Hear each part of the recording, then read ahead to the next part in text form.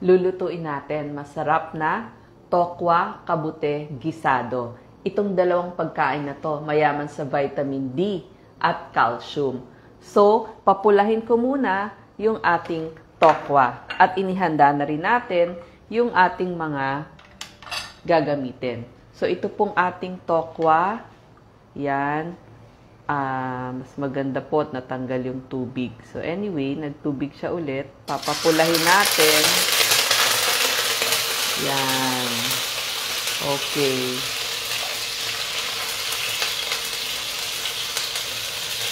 Ang tokwa po, mayaman to sa vitamin D at saka sa calcium. Pero higit sa lahat, napakayaman ho nito sa protina. Lahat ho ng amino acid na kailangan natin sa ating katawan ay meron itong ating tokwa. Okay?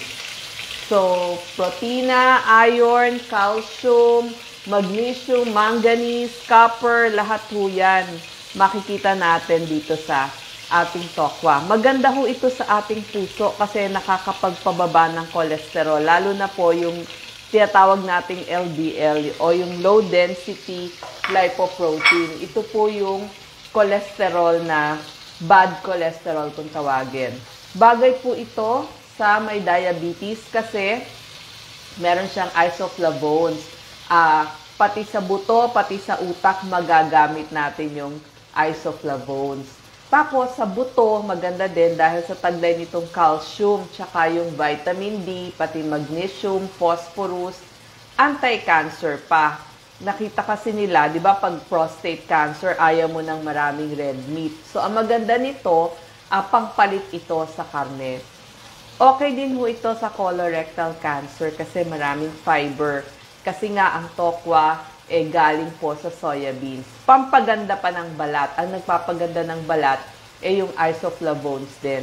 Pero pag meron ho tayong Parkinson's, mas sinasabihan ng doktor na medyo iwas dito sa ating tokwa. So yan, papulahin lang ho natin yung ating tokwa. Yan. Ang pagbili po ng tokwa, kung i-store nyo sa bahay, pwede nyong lagyan ng water. Yan, para mas tumagal dun sa inyong ref. Kaya medyo matubig kanina. Pero kanina po, yung towel, yung paper towel, tinuyo ko na ho siya. Pero dahil marami din siyang water content, kaya papatuyuin ho muna natin itong kanyang water content. Anyway, habang pinapupula natin yung ating tokwa, so yan, malapit na siyang matuyo, papapulahin, nilagyan ko na ho ng konting oil.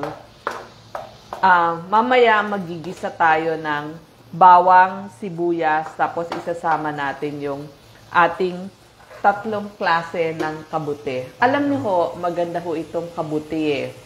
Pag bumili ho tayo, tignan natin kailangan tuyo din yung ating kabute. Tapos, wag hong malagkit at pwede nyong ilagay sa ref, mas tatagal siya basta tuyo ito.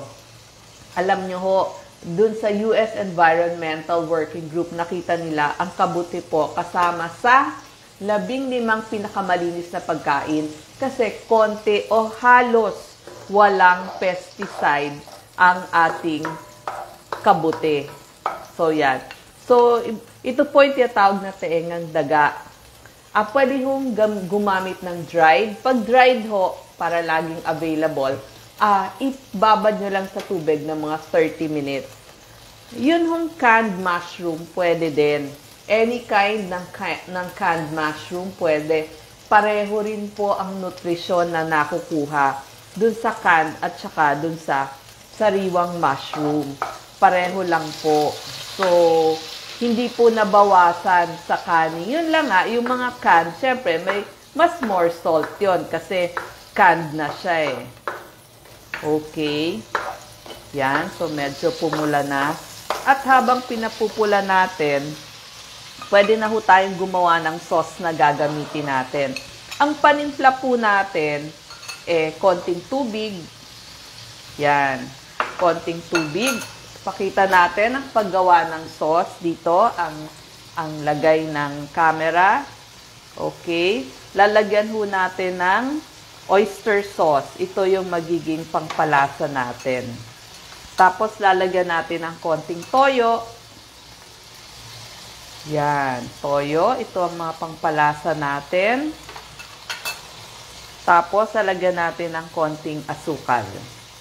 Brown sugar ang gagamitin natin. Pero kung white sugar nasa bahay nyo, okay din. Yan. Ito po ang magsisilbing panimpla. So, pwede niyang tikman kung masarap na.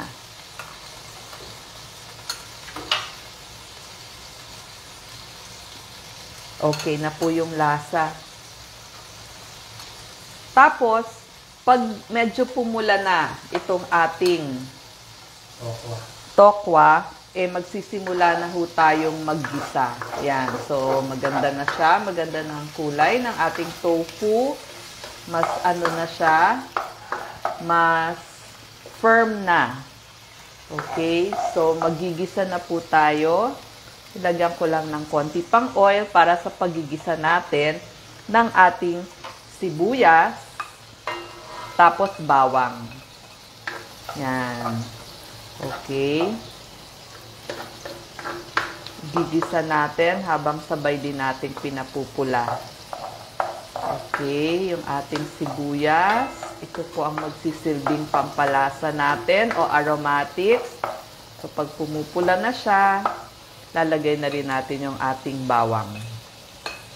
Okay? Pwede pong dito natin ipakita yung pagpapapula natin. Okay? Yan. Para makita nila mabuti na pinapupula na yung ating bawang, sibuyas, at yung ating tokwa.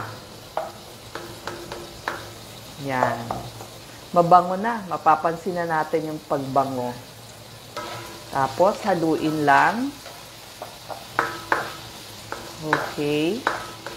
Huwag lang hong susunugin. So, low to medium lang yung ating, yan, yung ating apoy. Tagal pala maluto. Actually, luto na naman ho talaga yung tokwa eh. Ito, galing po yan sa soya beans na ginawang soya milk. Tapos, pwede na nating ilagay yung ating iba't ibang mushroom. So, ito po yung stems kanina. Yan. Inuuna yung stem. Oo, kasi mas matagal yun maluluto eh. Yung ating stem. So, pwede nyo na ho ding lagyan ng mga pangpalasa katulad ng pepper. O yung paminta. Konting paminta. Ito po yung sauce na gagamitin natin. Stem muna. Stem muna. Kasi mas matigas yung stem eh. Yan. Pagluto na yung stem, kasi sandali na lang naman yung ating mga parts ng kabute. Sandali lang ho, mabilis lang lutuin ng kabute. Yan, yung ginawa nating sauce para magkalasa na. Magkalasa, magkakulay, ilalagay na natin. Ano daw benefits ng mushroom? Yes. Itong ating mushroom, ang maganda dito, sabi ko nga, may calcium, iron, magnesium, phosphorus, zinc, copper, selenium, vitamin C, vitamin D, folate, choline, at vitamin B. Maganda po sa brain, tsaka sa nerves o sa ugat, yung ating B vitamins. Ganon din po yung choline. Tapos, maganda, pwede po ito sa buntis dahil may taglay ng vitamin B na folate. So, kailangan. At saka ito po, source ng vitamin D sa pagkain. Di ba? Ang alam lang natin source ng vitamin D araw. So, ito po, ipakita natin. Mas maganda naman yung vitamin D na makukuha natin. Tapos, antioxidant. So, maganda sa puso, anti-cancer din kasi may selenium, vitamin C, tsaka choline. Yan yung mga antioxidant na nakukuha. Pwede po sa diabetic kasi meron siyang fiber. Okay?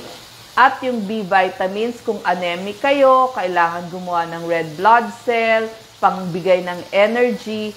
Sabi ko nga, ang mushroom, kung wala hong fresh mushroom, pwede po ang canned mushroom.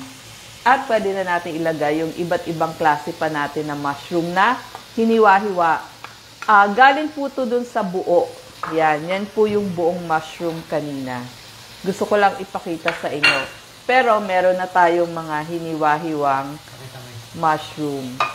Ito po yung tinimpla nating oyster sauce, soy sauce, and a little sugar. Yan po yung mga pampalasa natin, and a little water. Pero kasi, pag hinugasan nyo yung mushroom nyo, patuluin nyo mabuti dun sa salaan kasi nagre-retain ng water eh. Kaya little water lang yung nilagay ko. Ito pa, yung isang kind pa ng mushroom. Yan. So, pangpabusog din po itong mushroom. Pero maganda dito ha, low calorie to ha. Low calorie. Ilalakas ko lang po para mas mabilis maluto.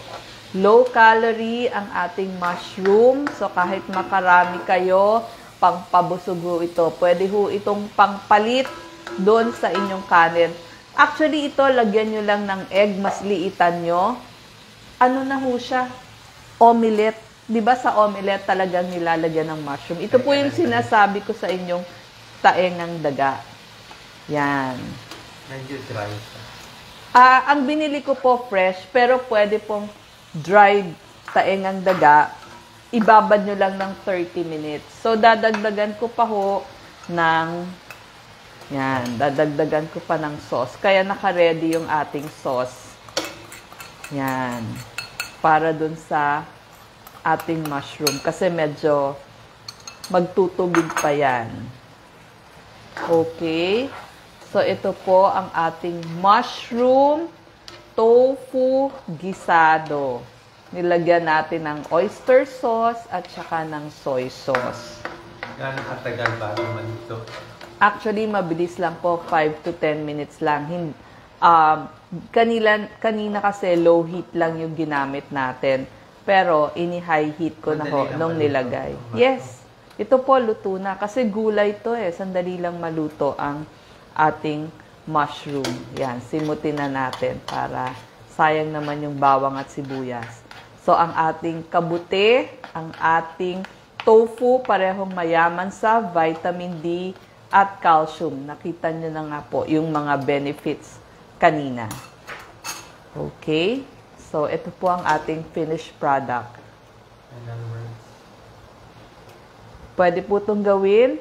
Ang ating mushroom, pwede pong ilagay sa pizza, sa lahat ng mga sauce na inyong niluluto. At pwede ding omelette o yung lalagyan lang ng itlog pag umaga. Para yung mga bata kakain ho ng gulay. Tapos, ang maganda pa nito, may tofu. So, ito po ang ating ulam ngayong tanghali. At pwede ding hapunan, pag ginawa hong omelette, almusal.